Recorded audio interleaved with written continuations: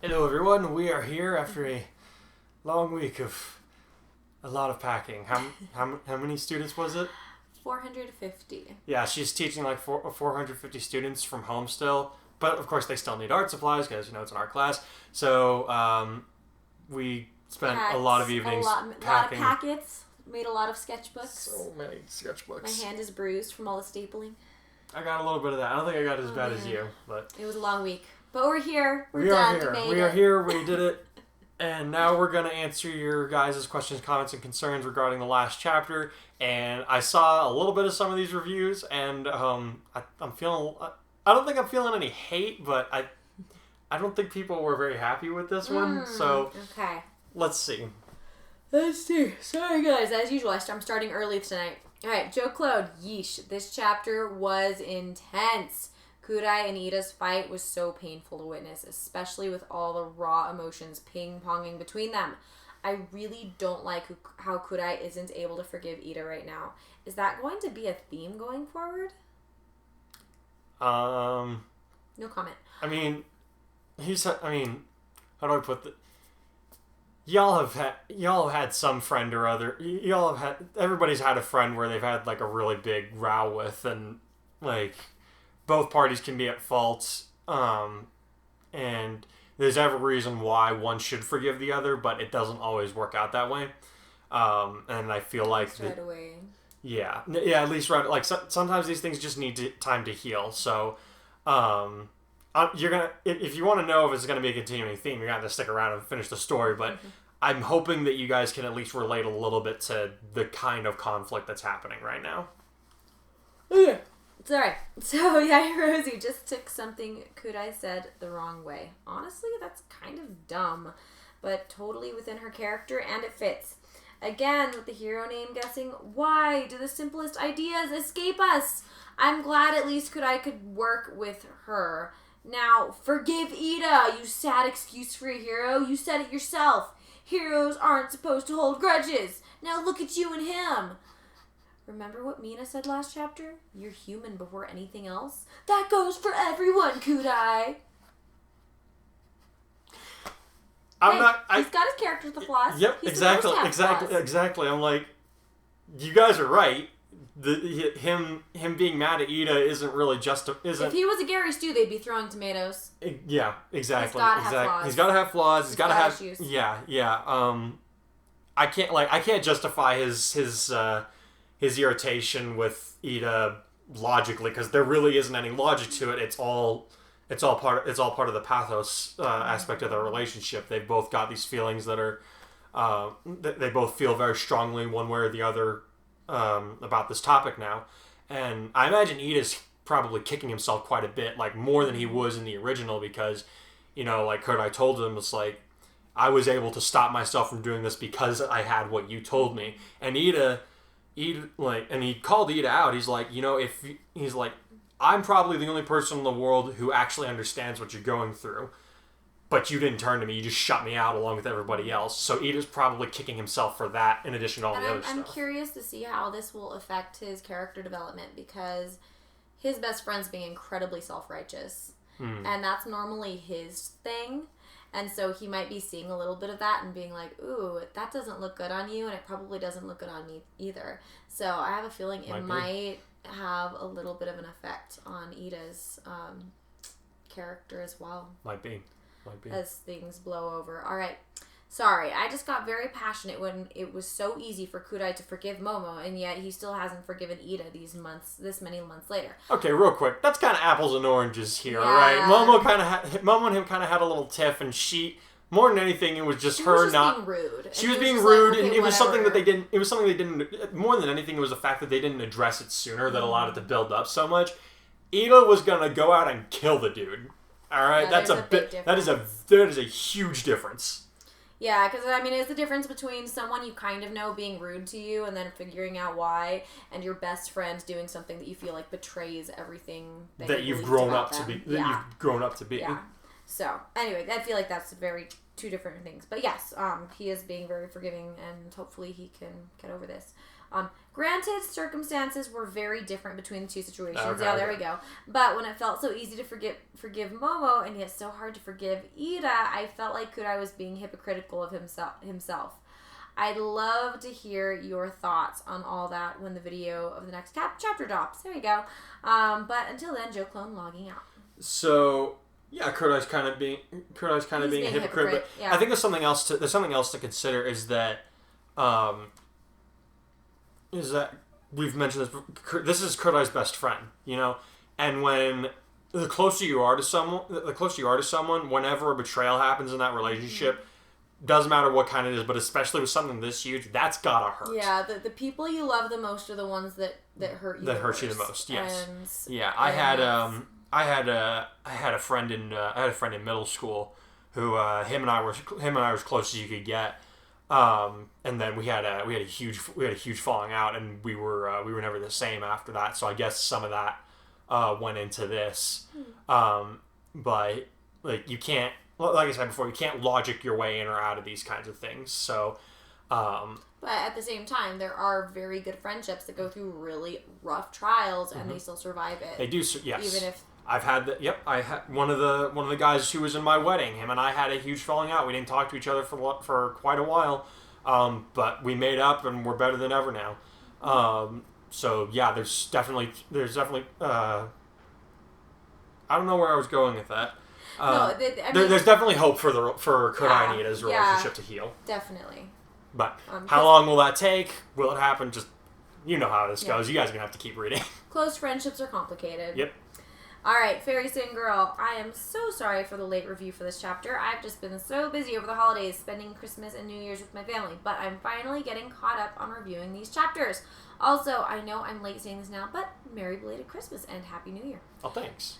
Kurai's internship with Gang Orca has gotten off to a good start so far, and now he just came face to face with a villain that killed his uncle. I wonder what he'll plan to do. Well, the other chapter. Okay, yeah, so that's actually like a couple chapters ago. That's okay. Well, you are free to read the next couple of chapters and get yourself some answers. Yeah. All right. I'm sorry, I keep doing this. Light Hero Kaiser. Great chapter, mate. Dumomo was just mad that Kurai wanted to prove himself and not have it handed to him on a silver platter. That's a really bad reason not to like someone. Blade Hero Light signing out. Man, there's a lot of shade being thrown at Kurai and Momo this time around. Yeah, I think. Oh yeah. Well, that's the thing. She needed someone to talk to about it so she could process it, and then she realized, oh wow, yeah, it is stupid of me to be. She kind of even says it herself. Yeah, exactly. Yeah. So yeah, she was mad, but I think she didn't really understand why she was mad until she was able to talk it out with him. Yeah. And I feel like everyone's been there. Yep. All right, silly. Thanks, Light Heroes.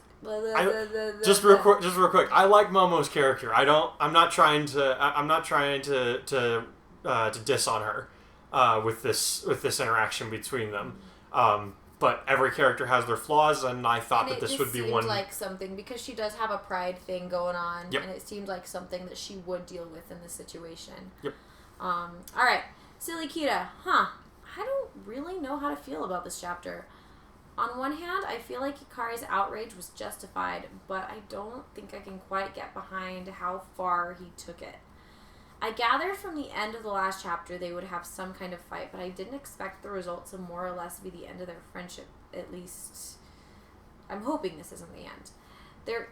There's a lot of good that the two of them can accomplish together, provided they can get past this. Now, onto Yaoyorozu. I feel like I could have seen this one coming, given that she stopped talking to him after he mentioned the way he got into UA. But I guess I got a little caught up in the idea, as did a few of the other reviewers, that she might have felt a little jilted after Ashido swooped in and got the guy from the start.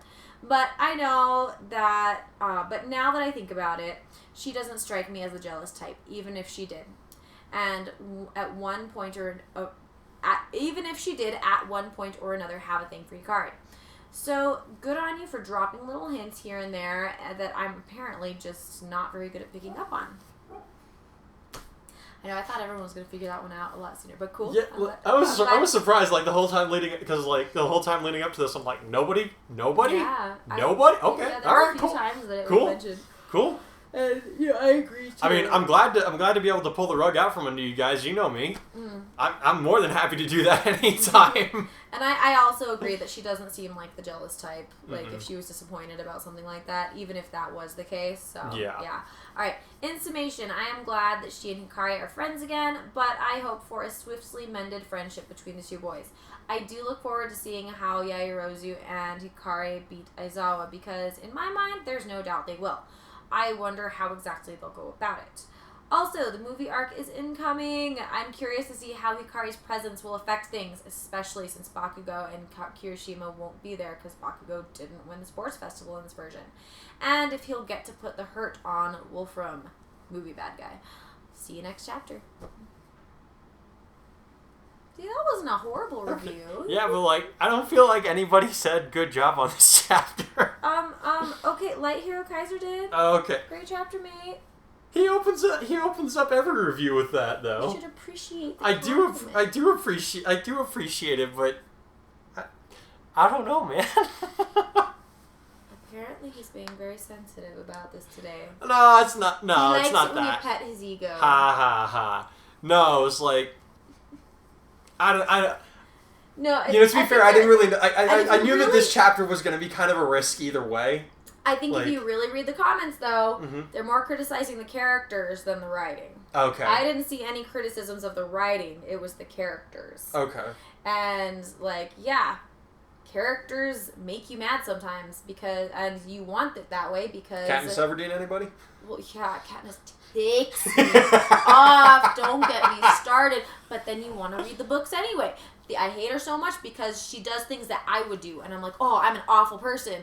Ugh. Anyway, no, let's not go there. But yes, that means... But if you're getting ticked off at a character, that means the writer's doing his job because you're feeling emotions. Invested, yeah. Yeah. Right? All right. That's a good point. So you need to stop being sensitive. You're fine. I'm done. You're fine. You're doing a good job. You guys see what I have to do? You guys see what I have to deal with?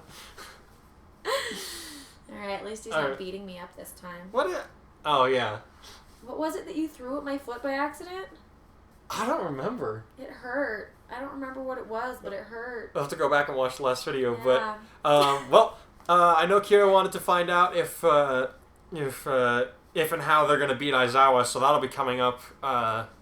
Here in a minute. And dude, if your name is a Death Note reference, I've been watching that series again, and I realize only now that the author of My Hero Academia is definitely a Death Note fan because there are a lot of names that line up. Yep. It's a little startling sometimes. It's funny though because for me watching My Hero, I clicked on that right away, and usually I don't click on those things. And then you were like, you never said anything about it. I thought it was obvious. I'm slipping, guys. I'm losing it.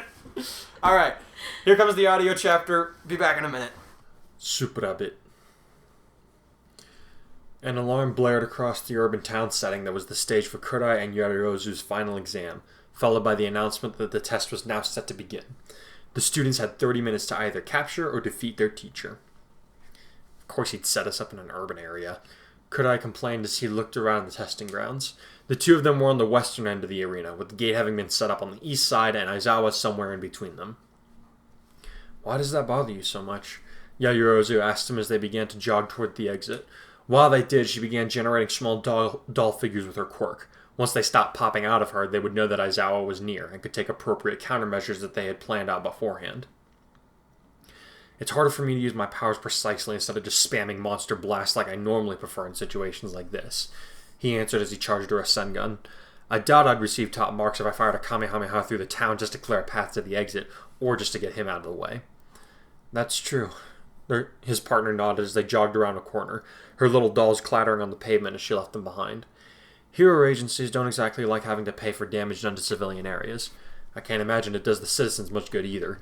Kurai grinned back at her, to which she smiled back, at least until she noticed the look of alarm on his face. What's wrong? She asked him. You stopped making dolls, he told her, even as she looked down at his right hand where something was clearly missing. And your technique is... Both students looked at them around themselves rapidly, trying to find their elusive opponent, but it was Kurai who found him first. Up there! He shouted as he tried to fire off a blast of energon out of pure reflex, but his powers failed under the piercing glare of a racer head.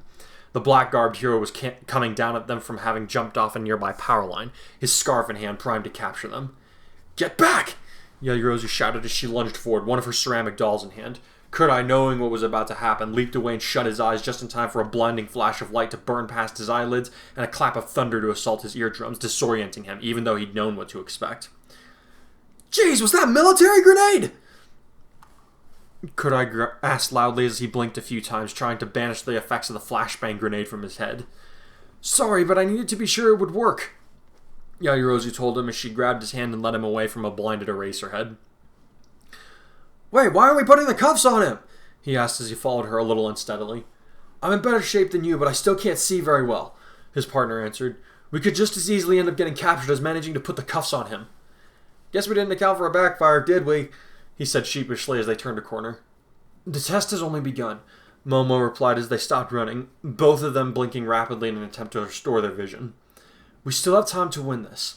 They felt reasonably sure they would not be pursued. After all, time was on Aizawa's side, and his fighting style lent itself to lying in wait to spring a trap, not engaging in a lengthy pursuit. Even so, they were careful to keep an eye out for the man. True, but he knows we have flashbangs now," Kurai muttered as she handed him a couple. "He won't fall for that again." "But that's all he knows about my weapons for the encounter," Yaoyorozu said with a confident smile. "Like you said, my quirk is very versatile. I've got 2 different types of grenades in there." Kurai looked down at the 2 devices he had been handed with apprehension before asking, "Is one of these a frag grenade?" "No, of course not," she told him. "The little girl dolls are flashbangs and the boys are loaded with tear gas." "Ah, nice." He grinned as he put them in separate pockets. "What's plan B then? One of us draws him out while the other one gasses him?" "That runs the risk that one of us gets hit with the tear gas, and I don't see it being easy to get him in cuffs that way," Yaoyorozu said with a negative shake of her head. "Then..." Kurai made a shrugging gesture while giving her a very perplexed look. "The tear gas is also blended with a combustible agent that burns out very quickly, unlike a Molotov cocktail." She elaborated. "If we toss one at him from a distance and have you ignite him, not only would we blind him, we would also incapacitate him with minimal fire damage to the surrounding area." "That's still risky. What if there are people in these buildings?" Kurai said with a negative shake of his head. "We couldn't risk torching something even more flammable and then starting an urban jungle fire." "You have another idea?" Momo asked him with a raised eyebrow. "Yeah," Kurai nodded. "Can you make a regular smoke bomb?" The girl nodded and handed out another doll to him. "Done," she told him. "What now?" Tapping the scouter resting over his eye, Kurai grinned and said, "I got a good look at him earlier with this, and it measured his biometrics. Thanks to that and the map data we got before we headed out here, I can tell exactly where he is right now." The device beeped lightly and his smile widened as he added, "He's sitting 3 blocks away, right between us and the goal line." "Why didn't you use that earlier?" Yaoyorozu asked him a trifle impatiently. "I've never needed to use it on him before, so I didn't have his data plugged in." He shrugged a little helplessly. "Without a fresh scan, I had no way of tracking him. But now, I can see him even though we're blocks away, which means that if we chuck a smoke bomb at him, he wouldn't be able to see you, but you can still find him." The girl nodded, her eyes brightening. "If that's the case, I suggest we split up and try to hit him from opposite directions. Both of us can hit him with the grenades, but we have a better chance of taking him down if his attention is divided between 2 targets." "Yeah, you'd have to pick one quirk to erase if he can only see one of us at a time," Kurai replied thoughtfully. "The real issue is what to do if one of us is caught by him. I've got the cuffs, but I don't mind trading with you if you like." "We need to hit him with a grenade regardless," Momo told him as she shook her head in the negative. "We've got harmless smoke ones and the flashbangs if necessary. Neither run a high risk of causing permanent harm, so if one of us is caught in the crossfire, it wouldn't be the worst thing to happen. Whatever follows, we can't both be caught, and let's face it, he'd more than likely run us down before we made it to the exit gate, if we were on our own. Capturing him is our best option." "A high risk?" he repeated, nervous about her comment concerning the grenades. "It's Mr. Aizawa," she replied bluntly. "We have to take some kind of risk if we're going to beat a pro like him." Kurai hesitated, then nodded. "Alright, my aim with Energon is pinpoint when I need it to be, so I don't think that I'd hit you if it came to that. And I can reinforce my body against whatever kind of impact you need to use against him, as long as I don't get stabbed." "Shouldn't be a problem," she nodded, their plan now settled. "Good luck to both of us, then. I take north, you take south?" he asked. "That works for me," Momo replied. The side of her face glowed as a radio appeared over her left ear and she murmured, "I set it to radio frequency Umbra. Can you calibrate your comm channel to match it?" Kurai triggered the scan function, then nodded when he got an alert on the small screen. "Done," he told her. "Let's do this." 2 minutes later, he was a full block south of Aizawa's position, and the man still hadn't moved, which was a little concerning for Kurai, but he kept himself on high alert regardless. It would never do to be lax around someone like a Razorhead in the first place, even on a good day.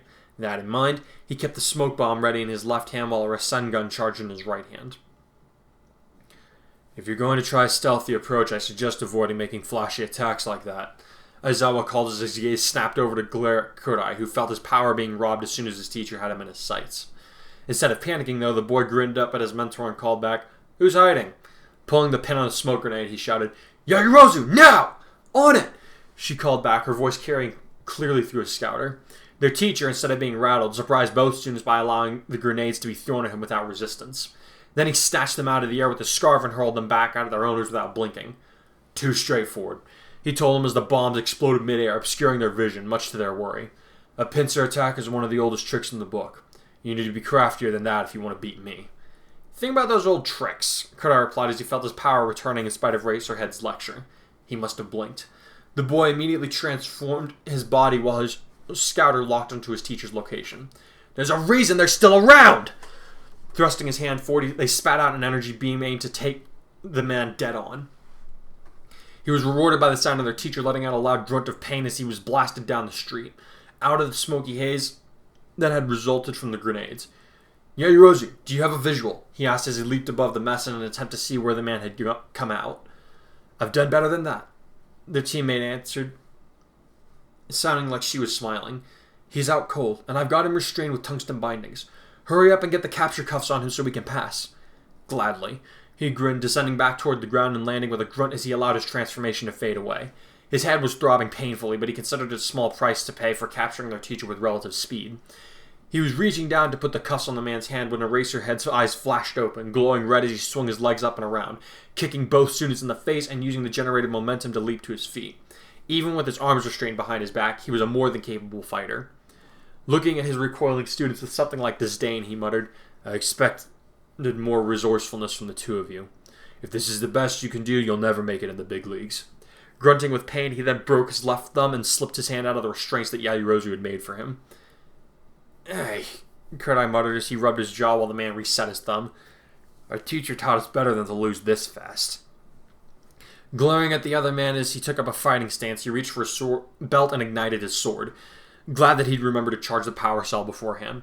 When Aizawa looked at him with a raised eyebrow, he added, "Don't worry, it's not going to cut you in half. There's a low power mode that'll just give you a second-degree burn." "Oh, is that all?"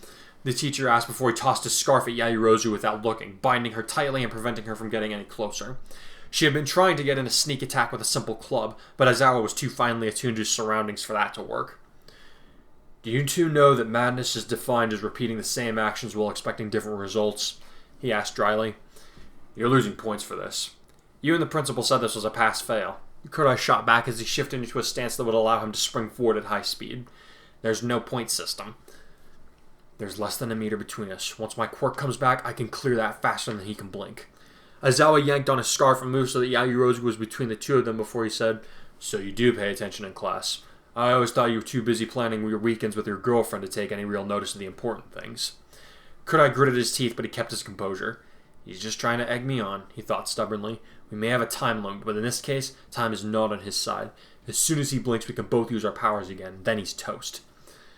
If you keep relying on quirks alone to defeat me, you'll never get anywhere," Eraserhead said, almost as if he could hear what Kurai was thinking. "Quirks aren't everything in the hero world." Kurai paused and smiled. "You know what?" he replied as he searched his partner's eyes with a slight grin. "You're absolutely right." Yaoyorozu moved quickly to stamp her heeled boot into Aizawa's foot, distracting him with the pain and making him look down for just a second. Kurai stamped forward in that moment and stabbed his teacher's shoulder, the smell of burnt flesh and polyester accompanying the sound of the blow connecting solidly. The girl, instead of trying to recoil from the yellow blade, lunged forward and landed on the pavement, scraping her face and stomach, but also jerking their teacher off balance and causing him to stumble as he tried to deal with the agony of his shoulder, as well as her displaced weight at the same time. Kurai spun around and kicked his teacher behind the knee, further ruining his balance before he struck him in the back of the head with the hilt of the sword, stunning him for real this time. However, just to be sure, he smacked him on the back of the head a second time, a little harder than before. "Okay, he's out," he said as he reached for the cuffs hanging off his sash and slapping them on Aizawa's hands before he could be surprised again. As he moved to help his partner into a sitting position, he added, "But he's probably going to find some way to make my life hell when he wakes up." "This sucks," Mina complained as she and Kurai walked away from Yue with their hands intertwined. "You're going to get to go on summer camp while I'm stuck at home with my stupid brothers. You're probably going to say I made you up until you get back." She and Kaminari had failed their test against the principal in a fairly spectacular fashion, spending most of the 30 minutes running around in a panic as the buildings around them collapsed with the little animal's whims. "At least Midoriya figured out what his quirk is in case we have to go up against him in the future," Kurai thought. Out loud, he said, "It's not that bad. We're still going to Isle Island before the camp. Aren't you looking forward to that?" "Are your parents coming?" she asked him.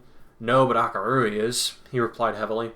"Dad can't get out of work, and Mom says she's looking forward to having the house to herself for a few days without us kids around." "Aw, man, your kid brother is coming along?" she groaned. "I like him, but that's a total buzzkill." "While our motivations might be a little different, I actually agree with you on that," he told her with a slight grin. "On another topic, I actually have a couple of extra tickets to the expo. I think I mentioned this before, but I was planning on inviting Uraraka and Midoriya to come with us, if that's okay with you." "Yeah, totally," she grinned. "How'd you manage to suddenly get extra tickets?" "Apparently I won them as an endorsement type deal for placing first in the sports festival," he chuckled. "Mom just forgot to tell me until this morning." "How does she forget something like that?" "She's a busy lady," he laughed. "She's got me and my brother to handle, plus helping my dad out however she can. Being a stay-home mom isn't an easy gig." "True," Mina sighed. "I don't know if I'd be able to handle that kind of pressure, trying to raise a kid the right way, you know?" "Pfft, don't sell yourself short," Kurai grinned. Without thinking, he added, "I think you'd be a pretty fun mom." He was surprised when he suddenly felt Mina stop, her hand falling away from his. Turning around to look at her with a puzzled expression, he asked her, "You okay?" Her face was completely purple, and she was fidgeting in place as she stammered, I... She lowered her head away from his as she barely managed to squeak out, "You think I'd be a fun mom?" Paling rapidly as he realized what he just said, Kurai sputtered,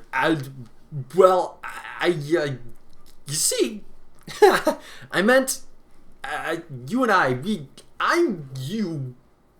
"Good gravy, man, say something!" he shouted internally. Before he could say anything, Mina let out a little laugh and said, "This is a first, I guess. I never thought I'd see the day where you totally threw me off, you know? It's weird, right?" "Yeah. Tell you what, dude," she laughed again. "You don't have to answer that right now. Even I'd be crazy to start talking about that kind of stuff already. Besides, it's not like we've known each other long enough to say for sure, right?" He mumbled as he scratched at the back of his neck while she moved instead beside him again with an embarrassed smile.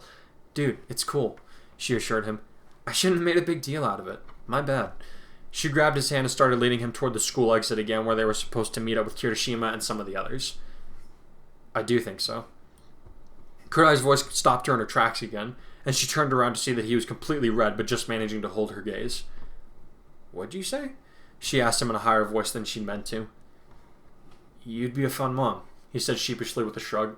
"It's not like I've thought about it before, but yeah, I think you'd be good at it." Now it was Mina's turn to feel like her head was going to explode. "Holy crap, he's serious!" she thought with wide eyes. What makes you think that?" she squeaked out. "Well," he shrugged helplessly, "you've got a lot of energy for one. I think you kind of need that to handle a kid.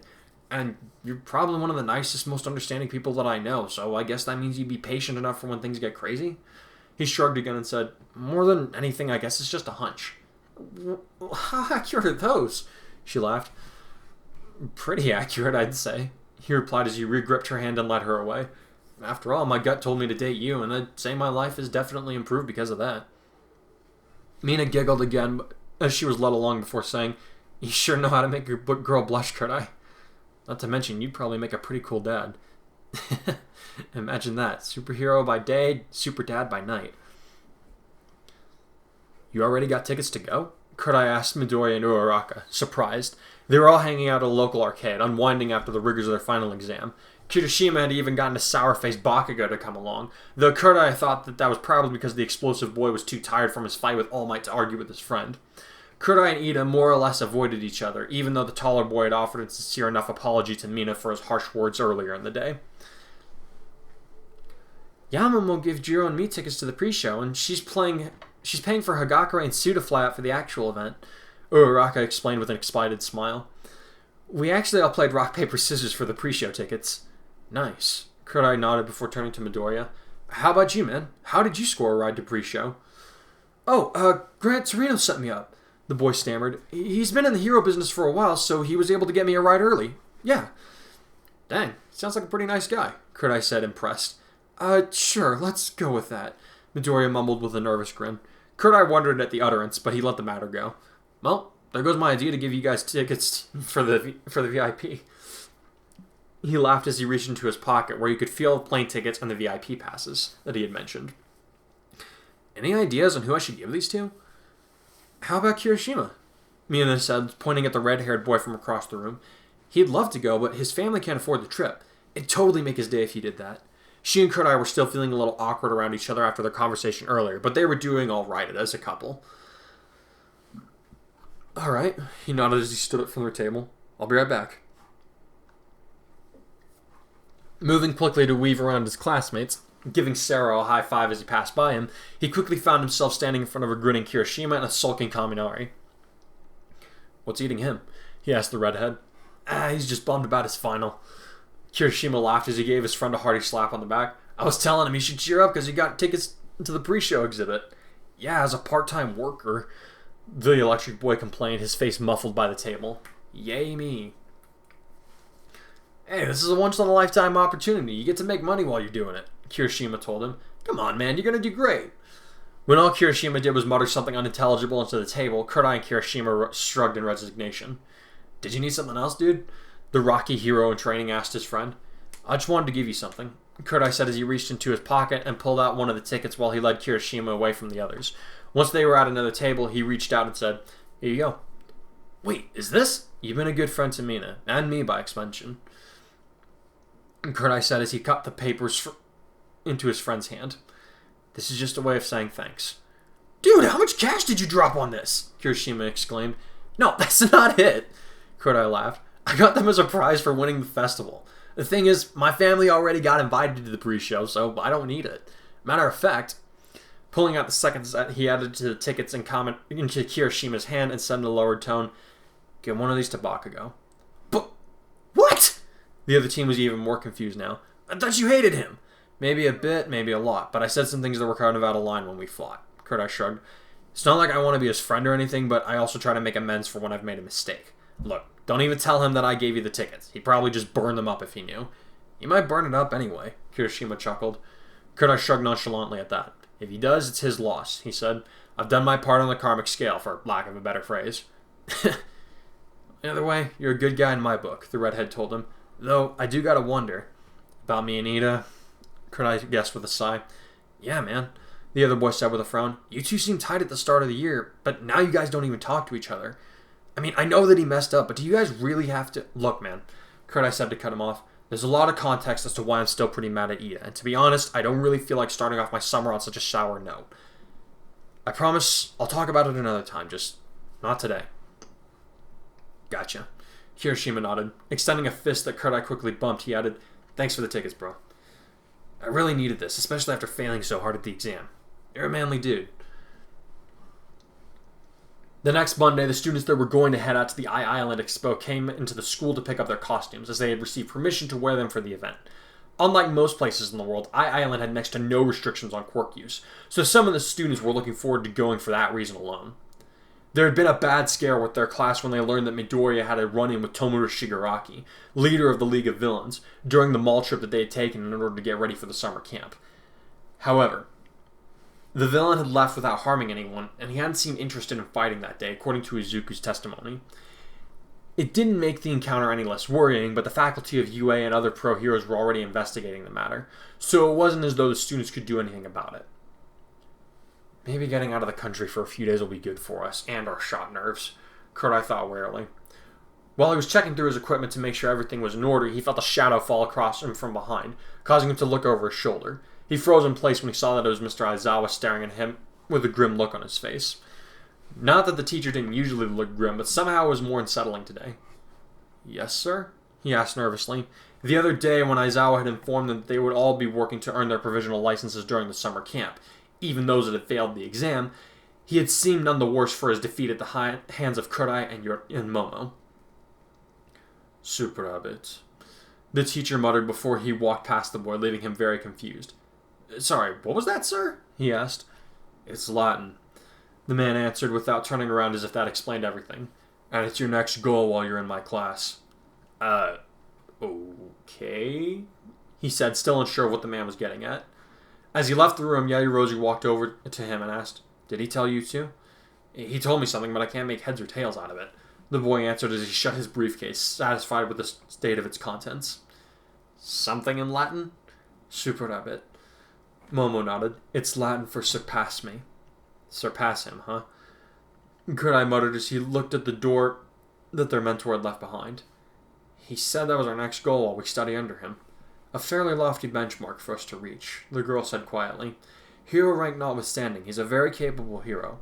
We'll have our work cut out for us. True, but he did tell us that this school wasn't going to be a cakewalk from day one. Her partner sighed as he picked up his briefcase. Raising his eyebrows, he said, Plus ultra? Plus ultra. See you at the expo, Kurai. So yeah, of course they passed. It's like, yeah, what was it Kuda said? There's like no doubt in his mind that, of course they're gonna pass. If Todoroki and Yaoyorozu were gonna pass against Aizawa, of course Kurai's gonna pass. But I do hope, like, I knew that it was a given that they were gonna pass, but I did want to throw in like a little bit more strategy than some of the other fight scenes that I've written in other stories that I usually give credit to, because My Hero Academia, one of the things I love about it is that you don't just overpower your opponents because plot convenience. They actually have to think about how they're going to do it. And I think that I did a fair amount of that this time. Yeah. I'm glad that it wasn't too easy because Aizawa was a really badass character. He fought like a mini army in the end of the first season. Yeah, so I think I was a little worried that you would make it too easy. And I was like, he's not going to make it easy, especially with Kurai. And he, I think he expects big things of Momo too, from what we saw. Well, yeah, at the end of this chapter, we can get to that later. But he's basically like, all right, you beat me, but now you have to surpass me. Yeah, so that was so they were curious about how the strategy would be different from the original. Well, so one thing right off the bat is that Kurai and Yaoyorozu strategized together beforehand, as opposed to Todoroki and Yaoyorozu, where he just ran in, he had a plan in his head, and she was just kind of tagging along because she had no self-confidence. But Kurai, having worked with her before, knew the versatility. Not only did he know the versatility of her quirk, he knows that she's smart. So when they were able to collaborate together, they were able to come up with several contingencies, even on the fly when things didn't go right the first time around. And I was trying to do her character a little more credit, I suppose, for lack of a better term. Because she's had a little bit more development, because she's had to really analyze where she is and how she fits into the hero world, and why she's doing things the way that she is. Yeah. So, like, she doesn't have like an existential crisis moment, at least not during this chapter. She kind of had that last chapter. But the result is that it was like, I don't want to say that it was easier to beat Aizawa, but I think it went a little more smoothly than it might have gone otherwise. Yeah. But yeah, I'm hoping you guys enjoyed that little bit. So after that, Mina and Kurai had that funny little moment where she didn't make it, of course. Yeah. And she's been hanging out with Kurai. She's hit her books a little bit harder than she would have in the original, but she's not a strategist. And Kaminari's kind of dumb. I love the guy, but he's dumb. And I believe in the original they actually have like the two lowest ranking grades in the. Yeah, so Aizawa totally screwed them. He set the two dumbest kids up against the smartest teacher in the school. Oh my god.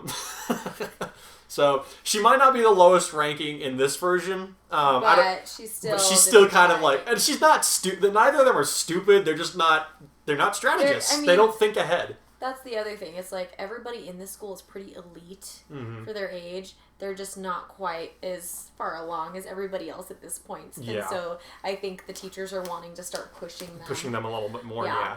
Well, especially with the villains attacking them and stuff. It's like, all right, we need to get these kids ready in case another one comes. Yeah. That being said, oh man, it's coming. Because we have those tickets now. Yep, we have those tickets, and I'll bet some of you were surprised that that Kurai gave the tickets to Kirishima and Bakugo. Now, Kirishima, I had planned to do from the start because he's been good to Kurai. They've been getting along, and she like Mina said, like it was kind of at Mina's suggestion. He was like, "Hey, I got these extra tickets. What do I do with them?" She says, "Well, give it to Kirishima. He normally wouldn't be able to afford to go." And originally I wasn't even gonna have Bakugo along for the Island trip, but I was just like, nah, him and Kirishima are a good dynamic duo. Might as well. He would have won the 2 tickets like Bakugo did in the original. Why not have Bakugo along? Because he does feel like, and this will tie around later on to Kurai's relationship with Ida, but clearly whenever Kurai does something really bad, he tries to make up for it in his own way. He's not there with Ida yet, but given enough time, he might get there. So he's like he told Kirishima, he's like, here, give him the ticket. If he burns it, I don't care. I've done what I can to make up for things on my end. Sorry, was there something that I need to add? Okay, no, I don't think so. Because we talked about the tickets. We know that Kurai's parents aren't coming, but his younger brother is, which I know you're excited for. I'm so excited. I love that character. Yep. Akururi is actually gonna be he's gonna be one of the main characters in the coming movie arc. He's not a hero course student, nor does he have any aspirations to become a hero himself, but he'll be very important to certain events that are incoming. Let's see. I think I have this one planned out for 4 or 5 chapters. The other thing is that Kirishima kind of calls him out too. He's like, with the Ida thing. You need to get over it. You guys are friends, and he's like, Yeah, he's like, I don't want to talk about it right now. Yeah. But I mean, that's good that his peers are like calling him out. And saying, and it's not just one or 2 of them. They're all like, dude, this is not right. And that's good because he needs that. Yep. And I feel like that those characters. I feel like a good friend group would do that. Yeah, definitely. I know mine did. Let's see, and then I kind of skipped over the whole Shigaraki meeting Midoriya thing because, so Kurai didn't go for the summer preparation trip. He was doing something else. I don't know what off the top of my head, but I just felt like that scene didn't really need to be messed with, even with Kurai's presence in the story. Okay, so it still happens. It happens pretty much the same as the original. That's I think you planned on describing it a little bit. So I thought about Kurai being the one to get grabbed around the neck, but I felt like that would be just too much of a shoehorn in. Yeah, like Kurai's really taking over too many events. And Shigaraki is definitely irritated at Kurai because he still has the fixation on. He has the fixation on Deku because he reminds him of All Might, and the reason he would be irritated at Kurai is because he almost blew up the Nomu. But he's not really had a. No wait, that was the other. I forgot about this almost, but Kurai broke his bones because because when the attack on the USJ happened, Kurai was like, all right, I'm doing this. I'm probably gonna die, but here we go. He transforms. He punches Kurogiri and Shigaraki, and Shigaraki ends up with a bunch of broken ribs. So he would hate Kurai for that, but again, he doesn't really remind him of All Might the same way that Deku does for obvious reasons. So I decided that it would probably be best if his fixation was still on Midoriya, especially after he jacked things up in Hosu again. Yeah. Because Midoriya is still a huge player in the story. Oh yeah, absolutely. Just because you threw in another powerful character does not mean by any means that Midoriya is going to be overshadowed at any point. Because he's awesome. That is one of the challenges of this. That's one of the biggest challenges of the story is Deku will go on to become the number 1 hero in the world. That still is a fact that will not change. But he's not the main character of this iteration, so it's it's difficult for me to balance between the two. Like one's the rising star, and the other one is the main protagonist, and I'm trying to give them equal turns in the limelight. And I'd like to think that I'm maintaining that balance pretty well so far. I feel like Midoriya hasn't had too much in your story lately. Well, the last few chapters, their internships were in different cities. Yeah. And again, it's Kurai's story, but Deku and Kurai are definitely going to get to team up for the Island event. This will actually be the first time that they get to team up, in a dangerous situation, because in the USJ attack, him and Midori kind of met up for a minute, but then he's like, hey, you guys got to get Mr. Aizawa out of here. And then Deku ran off. Deku ran off. This will be their first chance to like actually work together in a dangerous situation. So I'm looking forward to giving you guys that. And she's just looking forward to Akururi causing some mayhem. Yes. Because he will. He will. Yeah, I know a couple... Deku may be my Myers-Briggs, but Akururi's like my spirit animal. My little sassy alter ego. Oh, sass doesn't even begin to describe this kid. Well, I hope you guys enjoyed the video. I definitely enjoy interacting with you guys this way. Be sure to stick around. The next video will be out in a couple of weeks, and I'll release the physical chapter of this on Wednesday. And I'm trying to think. I have a little art project that I'm working on for this story. It won't come out. It won't be ready for a few months, but I think you guys will like it when it does come out. She doesn't know how she feels about it, so I'll let you guys wonder on that for a bit. But in the meantime, stay safe and stay plus ultra, everybody.